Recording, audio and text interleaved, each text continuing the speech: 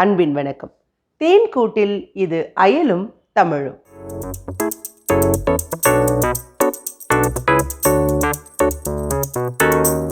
பதினோரு நிமிடங்கள். பவுலோ கொய்லோவுடைய ரசவாதி படிச்சுட்டு பிறகு இந்த நாவலை படிக்கிறவங்களுக்கு முன்னாடியே சொல்லிடுறேன், ஒரு பெரிய அதிர்ச்சி காத்துக்கிட்டு இருக்கு அப்படின்னு. அது போகிற ரூட்டு, அது பேசின விஷயங்கள், அது சொல்லப்பட்ட விதங்கள், அதனுடைய தத்துவ விசாரணைகள் எல்லாமும் வேறு ஒரு தளம், இது வேறு ஒரு தளம் அப்படின்னு சொல்லிடுறேன் முன்னாடியே.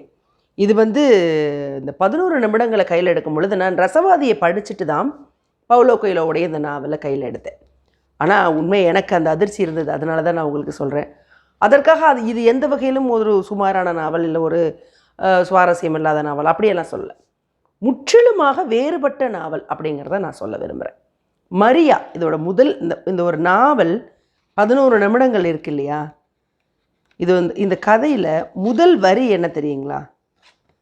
முன்பொரு காலத்தில் மரியா எனும் விலைமகள் ஒருத்தி இருந்தாள் அப்படின்னு தான் கதை. முன்பொரு காலத்தில் இருந்தால்னா அப்போ அவர் மரியா இப்போ இல்லையா, இல்லை மரியா இப்போ விலைமகளா இல்லையா அப்படின்னு ஒரு கேள்வி வருதுல்ல. இந்த கேள்வி பற்றியெல்லாம் யோசிக்காமல் கதைக்குள்ளே போனோம் அப்படின்னா, மரியா அப்படிங்கிறவ ஒரு குட்டி பொண்ணாக கதைக்குள்ளே இருக்கா. இந்த குட்டி பொண்ணான மரியாவுக்கு ஒரு காதல், நான் நேர்கோட்டில் சொல்கிறேன், ஒரு காதல். அந்த காதல் ஒரு சின்ன பொண்ணு, ரொம்ப குட்டி பொண்ணு, ஸ்கூல் போய்ட்டுருக்கா, 3rd 4th அந்த மாதிரி வச்சுக்கோங்களேன், 5th அந்த மாதிரி, 7th இருக்கலாம், வயசு சரியாக நமக்கு தெரியல, அவங்களுடைய எஜுகேஷன் சிஸ்டம் தெரியல, ஒரு 7வது 8வது படி, ஒரு 13 வயது குழந்தையாக வச்சுக்கோங்க. அவள் போகிறான். அப்போ அவளுக்கு இல்லை இன்னும் சின்ன பிள்ளை, 4வது 5வது படிக்கிறாளான்னு எனக்கு சரியாக தெரியல. அவளுக்கு ஒரு பையன் மேலே பயங்கரமான ஒரு காதல்.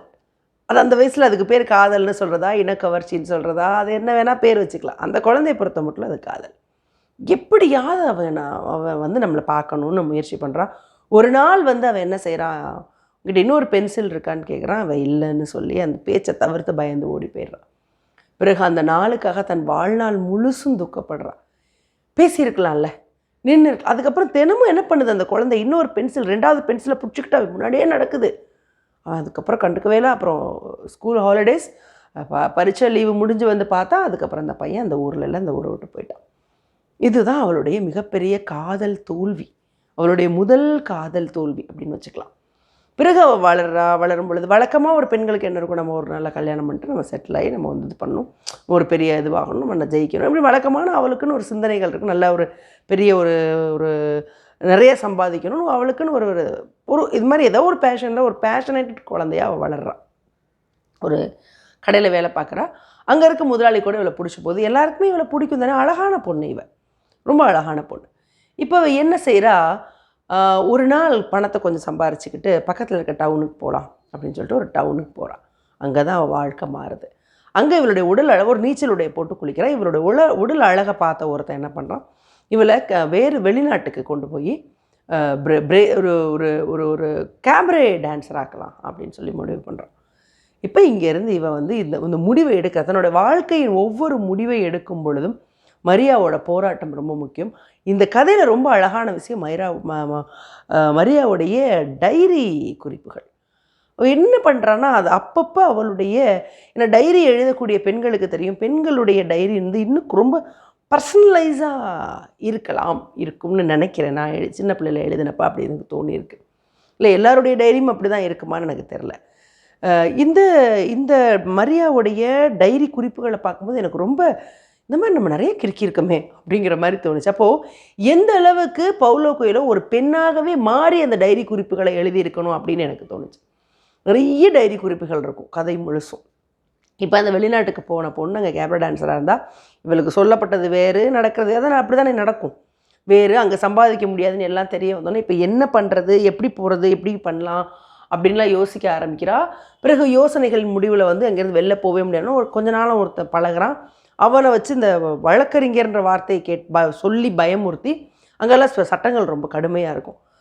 அப்போ அங்கேருந்து அவங்க வெளியில் இப்போ ஊருக்கு கிளம்பலாம். அவளுக்கு முன்னாடி அடுத்த ஆப்ஷன் இருக்குது பாருங்கள், ஊருக்கு கிளம்பலாம். ஆனால் அவளுக்கு இவ்வளோ தூரம் ஊருக்கு போனால் தன்னுடைய மரியாதை என்ன ஆகிறது, எல்லாட்டும் என்ன சொல்லிட்டு வந்திருக்கா, இதெல்லாம் எப்படி இப்போ மேட்ச் பண்ணுறது? சரி, அப்போ மாடல் ஆகலான்னு ட்ரை பண்ணுறான். ட்ரை பண்ணுறா, எங்கேயும் அது நடக்க மாட்டேங்குது, கஷ்டமாக இருக்குது, எல்லாம் நடக்காது. இதுக்கு நடுவில் அவருக்கு ஒரு நூலகர், ஒரு பெண் நூலகரோட ஒரு நல்ல ஒரு ஒரு ஒரு ரிலேஷன்ஷிப், ஒரு தோழமை கிடைக்குது. அவங்க 2 பேரும் பேசிக்கிறது இந்த நாவலுடைய ரொம்ப முக்கியமான ஒரு பகுதி. அவங்க 2 பேரும் பேசிக்கூடிய அந்த கான்வர்சேஷன். பிறகு இந்த பொண்ணு என்ன பண்ணுறா, ஒரு நாள் ஒரு அழைப்பு வருது. அங்கே போய் பார்த்தா அந்த அழைப்புங்கிறது வந்து வேறு மாதிரி. அது வேறு மாதிரின்னா ஒரு ஒரு என்னோட பெட்ரூம், என்னோட ஹோட்டலுக்கு வரியான்னு கேட்குற மாதிரியான ஒரு அழைப்பாக இருக்குது. அதுக்கு அவன் எவ்வளோ 1000 ரூபிள், அந்த அந்த அந்த பணத்தில் 1000 பணம் கொடுக்குறேன்னு சொல்கிறான். அது பெரும் தொகை அவளுக்கு. கிட்டத்தட்ட 2-3 மாதம் செலவு பண்ணால் கூட அதை சம்பாதிக்க முடியாது. அவள் ஒத்துக்கிறா. இப்போது ஒரு நாள் போயிட்டு வந்ததுக்கு பிறகு இவன் முதல்ல வேலைக்கு வந்தால கேபரே டான்ஸராக, அப்போ அவளுக்கு ஒரு இடத்த பற்றி சொல்லப்பட்டிருக்கும். நீ பெரிய அந்த இடத்துல வேலை செய்கிறதா நினைப்பா அப்படின்னு. அந்த இடம் என்ன அப்படின்னா, அது ஒரு விபச்சார விடுதி தான். ஆனால் அங்கே விபச்சாரிகள் துன்புறுத்தப்படுவதில்லை அப்படின்ற மாதிரி இருக்குது. இப்போ இவ இங்கேருந்து நேராக கிளம்பி அந்த முடிவுக்கு பிறகு தன்னுடைய வாழ்க்கையை விபச்சாரியாக தொடங்குகிறாள். இதுதான் இவளுடைய பின் கதை. இப்போ இந்த விபச்சாரியாக இருக்கக்கூடிய மரியாவின் வாழ்க்கையில் நடந்த சம்பவங்களை தான் நம்ம தொடர்ந்து பார்க்க போகிறோம். இப்போ இந்த கதை எதற்கு எழுதப்பட்டது, எதை நோக்கி நகருதுன்னா, உண்மையில் காமங்கிறது என்ன, உடல் உறவு அப்படிங்கிறது என்ன, உச்சமடைதல் அப்படிங்கிறது என்ன, இது எதை நோக்கி நகர்த்துது, எதற்காக ஒரு மனிதனுக்கு இதன் மேல் இவ்வளவு தூரம் ஒரு என்ன சொல்கிறது, ஒரு வெறி இல்லை, ஒரு ஏக்கம் இல்லை, ஒரு அன்பு இல்லை, ஒரு பிரியம் எல்லாம் ஏன் இது மேலே இவ்வளவு இருக்குது, உடல் உறவுன்றது ஏன் இவ்வளோ முக்கியத்துவம் வாய்ந்ததாக இருக்குது. ஒரு ஆம்பளையை பார்த்து நீ எல்லாம் ஒரு ஆம்பளை கேட்டால் ஏன் அவனுக்கு அவ்வளோ ஒரு கோபம் வருது, தன் குறியின் மேல் அவனுக்கு என்ன அப்படி ஒரு குறிக்கோள் இருக்குது. இது எல்லாத்தையுமே ஒரு விசாரணையாக, ஒரு ஆன்ம விசாரணையாக, உச்சமடைதலின் மூலமாக ஒரு ஆன்ம விசாரணைங்கிறது கேட்குறதுக்கே ரொம்ப புதுசாக இருக்குது இல்லையா. முழுக்க செக்ஸை பற்றின ஒரு வண்டர்ஃபுல் நாவல் அப்படின்னு சொல்லலாம். அதுக்காக நீங்கள் இது உடனே ஒரு ஒரு ஒரு தரம் கெட்ட நாவலுடைய ஒரு கம்பேரிசன் பண்ணி அந்த மாதிரி இருக்குமா? இல்லை. இது மிக முக்கியமான, உலகின் மிக முக்கியமான நாவல்கள் ஒரு நாவல் தான் இது. நீங்கள் இதை கொஞ்சம் அவர் மிஸ் பண்ணியிருந்தா, பவுலோ கொய்லோ கொஞ்சம் எழுதும்போது கொஞ்சம் சிதறி இருந்தால் இது ஒரு பான் ஸ்டோரியாக, ஒரு பான் நாவலாக மாறி இருக்கலாம். ஆனால் இது மாறலை. கொஞ்சம் மிஸ் பண்ணியிருந்தால் இது ரொம்ப தெய்வீகத்தன்மையோடு இருக்கலாம். ஆனால் இது தெய்வீகத்தன்மையோடு இல்லை. ரெண்டுக்கும் நடுவில் ரொம்ப தெளிவாக ஆன்மாவை நோக்கின பயணமாக. இப்போது எனக்கு ஓஷோ பிடிக்கும், எத்தனை பேருக்கு பிடிக்குன்றதை விட்டுறலாம். நான் அவருடைய எழுத்துக்களுக்கு யாருக்கும் மாற்று கருத்து இருக்காதுன்னு நினைக்கிறேன். அவரை பிடிக்கலன்றதை தாண்டி அவர் காமத்திலிருந்து கடவுளுக்கு எழுதியிருப்பார். அதை படிக்கும்போது நமக்கு ஒரு விஷயம் தோணும். அதை மாதிரியான, பட் அது போல் அல்லாது அதனுடைய வேறு ஒரு தளமாக இந்த நாவலை நீங்கள் பார்க்கலாம். இப்போ நான் சொல்ல வர்றது என்னென்னு உங்களுக்கு நான் ஓரளவுக்கு கன்வே பண்ணிட்டேன்னு நினைக்கிறேன். இந்த பெண்ணுக்கு, இந்த மரியாவுக்கு விபச்சாரியாக இருக்கும் பொழுது 2 பேர் மேலே அட் அ டைமில் லவ் வருது. கிட்டத்தட்ட அது காதல் தான். அவளுக்கு காமம்ன்றது ஒன்றுமே இல்லை. அது ஒரு செயல், அது ஒரு செய்கை, அது அவங்களை எப்படி சந்தோஷப்படுத்தலாம், எல்லாம் ஒரு விபச்சாரியாக என்னெல்லாம் கடமையோ எல்லாம் கற்றுக்கிறான். அங்கே இருக்க ரூல்ஸ் அண்ட் ரெகுலேஷன்ஸ் எல்லாம் ஃபாலோ பண்ணுறான். இதையும் மீறி அவளுக்கு 2 பேரை பிடிக்குது. ஒருத்தன் ஒரு ஓவியன், ஒரு மென்மையானவன், ஒரு அற்புதமானவன். அவனுக்கு இதுக்கு மேலே 2 கல்யாணம் ஆகிருக்கு. ஆனால் கூட அவளுக்கும் இவனுக்குமான உறவு ரொம்ப அழகாக போயிட்டுருக்கு. இது ஒரு பக்கம். ஆனால் காதலிக்கும் பொழுதும் அவள் விபச்சார தொழிலை நிறுத்தலை. நீங்கள் அதை புரிஞ்சுக்கணும். அது ஒரு தொழில் மட்டுமே, அதற்கும் இதற்கும் சம்மந்தம் இல்லைன்ற ஒரு லைனை இந்த கதையில் புரிஞ்சுக்கணும். இந்த கதையை வேறு ஒரு கோணத்தில், ஒரு பறவை கோணத்தில் அணுகணும். இதை நீங்கள் ஒரு ஆணாக, பெண்ணாக, ஒரு என்ன சொல்கிறது, ஒரு வக்கரமான புத்தியோடோ இல்லை ஒரு பச்சாதாப ஒன்றுவோடையோ அந்த கதையை படிக்கக்கூடாது. இது முற்றிலும் இதெல்லாம் கடந்து ஒரு பறவை கோணத்தில் இந்த கதையை படிக்கணும்னு நான் நினைக்கிறேன். நான் அப்படி படிக்கிறது இந்த கதைக்கு செய்கிற நியாயமாக இருக்கும் அப்படின்னு, இந்த நாவலுக்கு செய்கிற நியாயமாக இருக்கும்னு நினைக்கிறேன். இப்போ இவன் ஓவியன் ரொம்ப சாஃப்டாக இருக்கான்னு ஒரு பக்கம் இருக்குல்ல, இன்னொரு பக்கம் ஒரு பயங்கரமான, ஒரு மோசமான, எப்படி சொல்கிறது, ஒரு சேடிஸ்டாக இருக்கான் அவன். இப்போ அவன் மேலேயும் அவன் வலியின் மூலமாக உச்சத்தை உணர்தல் எப்படி, காமத்தை கைகொள்ளுதல் எப்படின்னு சொல்லி கொடுக்குறான். இவனும் வலியத்தான் சொல்கிறான். ஆனால் அவன் ஒரு மனம் ரீதியாக இவன் சொல்கிறான், இவன் உடல் ரீதியாக சொல்கிறான். அப்படி வேணால் பிரித்து எடுத்துக்கலாம். ஆனால் 2 பேரையும் பிடிக்குது. ஒரு கட்டத்தில் நம்ம இருக்கவே வேணான்னு மறுபடியும் தன்னுடைய சொந்த நாடுக்கான பிரேசிலுக்கு அவள் கிளம்பணும்னு நினைக்கிறான். இப்போ கிளம்பணும்னு நினைக்கிறவ இந்த காதலை என்ன பண்ண போகிறா, இந்த காதலனோட போக போகிறாளா, இந்த காதலனோட போக போகிறாளா அப்படின்னு ஒரு பெரிய போராட்டம். பிறகு 2 பேருமே வேணான்னு ஒரு காதல், இந்த ஓவியனை ஓரளவுக்கு தேர்ந்தெடுக்கிறா. பிறகு அதையும் விட்டு தன்னுடைய சொந்த நாட்டுக்கு திரும்பும் பொழுது அவளுக்கு வந்து ஒரு ஒரு இந்த இந்த இந்த திருப்பி இவன் வரணும். அதில் எழுதியிருப்பார் ஒரு சினிமா பாணியில் இவன் வந்து பொதுவாக நம்ம எல்லா படத்துலையும் கிளைமேக்ஸ் எப்படி இருக்கும், அன்னையிலேருந்து இன்றைக்கி ஒரு மௌனராகத்துலேருந்து ராஜாராணி வரைக்கும் கடைசி நிமிஷத்தில் வந்து ஹீரோ வந்து நிறுத்திடுவார், இல்லை ஹீரோயின் நிறுத்திடுவாங்கல்ல.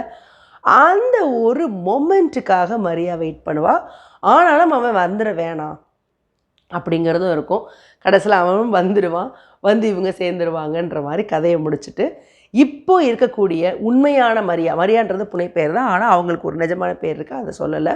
அவங்க 2 குழந்தைங்களோட நல்லபடியாக வாழ்கிறாங்க அப்படின்னு சொல்லும்போது தான் இது மொத்தமாக நிஜ கதைன்னே நமக்கு தெரியும். இது வெறும் புனைவோ இல்லை வெறும் கற்பனையோ மட்டுமல்ல. புனைவும் கற்பனையும் இருந்தாலும் இதற்குள் ஆழமான உண்மை இருக்கிறது. அது ஆன்ம விசாரணையை நோக்கி நகர்த்துகிறது. யோசிச்சு பாருங்க, காமத்தின் மூலமாக கடவுளை அல்லது தெய்வத்தை அல்லது ஆன்மாவை அல்லது இயற்கையை நம்ம எதை நம்புகிறோமோ ஒரு ஒரு ஒரு ஒரு ஓப்பனிங் கொடுக்கறதுங்கிறது எவ்வளோ ஒரு அற்புதமான ஒரு விஷயம். ஏன்னா எல்லோருக்கும் இந்த உலகத்தில் காமம் என்பது அவசியமான முக்கியமான ஒரு விஷயமா இருக்குது. எல்லாருக்குமே வந்து தன்னுடைய வாழ்க்கையில் நாம் என்ன அப்படின்னு புரிஞ்சுக்க வேண்டிய தன்னை பற்றிய தேடுதல் இருக்குது. இது 2ஐயும் கனெக்ட் பண்ணுறது அப்படிங்கிறது ஒரு நல்ல ஒரு அழகான ஒரு பிளாட். இதை வந்து இந்த நாவலில் வந்து பண்ணியிருக்கிறாரு பவுலோ கொய்லோ. இது வாசிக்கிறதுக்கு எப்படி இருக்கும்னா ரொம்ப இயல்பாக இருக்கும். இந்த இடத்துல நம்ம வந்து சுப்பிரமணியன் பற்றி சொல்லணும். ரொம்ப நல்லா சிறப்பாக ஒரு மொழிபெயர்ப்பு நாவல் படிக்கிறோங்கிற எந்த விதமான எண்ணத்தையும் கொடுக்காம அப்படியே அழகாக கூட்டிகிட்டு போயிருப்பார். நான் முதல் பக்கத்தையே படிக்கிறேன். முன்பொரு காலத்தில் மரியா எனும் விலைமகள் ஒருத்தி இருந்தாள். ஒரு நிமிடம் பொறுங்கள். அனைத்து சிறந்த சிறுவர் இலக்கியங்களும் முன்பொரு காலத்தில் என்றே தொடங்குகின்றன. மேலும் விலைமகள் என்பது வயது வந்தோருக்கான வார்த்தை. இத்தகைய வெளிப்படையான முரண்பாட்டுடன் ஒரு புத்தகத்தை நான் எப்படி தொடங்கலாம்? இருந்தும் நமது வாழ்வின் ஒவ்வொரு கணத்திலும் நாம் அனைவரும் ஆற்றில் ஒரு காலும் சேற்றில் மறுகாலும் வைக்கிறோம். எனவே நாம் இந்த தொடக்கத்தையே வைத்துக் கொள்ளலாம். முன்பொரு காலத்தில் மரியா எனும் விலைமகள் ஒருத்தி இருந்தாள். எல்லா விலைமகள்களையும் போலவே அவளும் மாசற்றவளாகவும் கன்னியாகவுமே பிறந்தாள். ஒரு இளம் பெண்ணாக தன் வாழ்க்கைக்கான பணக்கார அழகிய புத்திசாலியான துணைவனை சந்திப்பது குறித்தும் திருமணம் செய்து கொள்வது குறித்தும் வளர்ந்ததும் புகழ்பெற்று திகழக்கூடிய 2 குழந்தைகளை பெறுவது குறித்தும் கடற்கரை நோக்கிய அழகிய வீடொன்றில் வசிப்பது குறித்தும் அவள் கனா கண்டாள். அவளது தந்தை பயணத்திலேயே இருக்கும் விற்பனையாளர். அவளது தாய் ஒரு தையற்காரி. அவளது சொந்த ஊரோ பிரேசிலின் ஒரு மூலையில் ஒரே ஒரு திரையரங்கு, ஒரே ஒரு இரவு விடுதி, ஒரே ஒரு வங்கியை கொண்டிருந்தது. எனவே மரியா ஒரு நாள் தனது காதல் இளவரசன் எவ்வித முன்னறிவிப்பும் இன்றி வந்து அவளை தூக்கிச் செல்வான் எனவும் அவர்கள் இருவரும் சேர்ந்து உலகை வெற்றி கொள்ளலாம் எனவும் எப்போதும் நம்பிக்கொண்டே இருந்தாள். ஸோ இப்படி ஒரு அழகான ஒரு கேரக்டரை இன்ட்ரோ பண்ணுறார் மரியாவாக. இந்த மரியாவை பற்றின முழு கதை இதில் நம்மளோட வாழ்க்கையை நமக்கே வந்து வேறு ஒரு இடத்துல அப்படி அழகாக தூக்கி ஒரு பீஸ் கேக்கிலேருந்து ஒரு பீஸ் எடுத்து வச்ச மாதிரி நம்ம முன்னாடி ஒரு டிஸ்பிளேக்கு வைக்கிற மாதிரியான ஒரு உணர்வை வந்து கொடுத்துருப்பாரு பவுலோ கொய்லோ. வாசிச்சு பாருங்கள். வாசிச்சு பார்த்துட்டு உங்களோட அனுபவம் எப்படி இருந்ததுன்னு சொல்லுங்கள். மீண்டும் சந்திப்போம். அன்பின் வணக்கம்.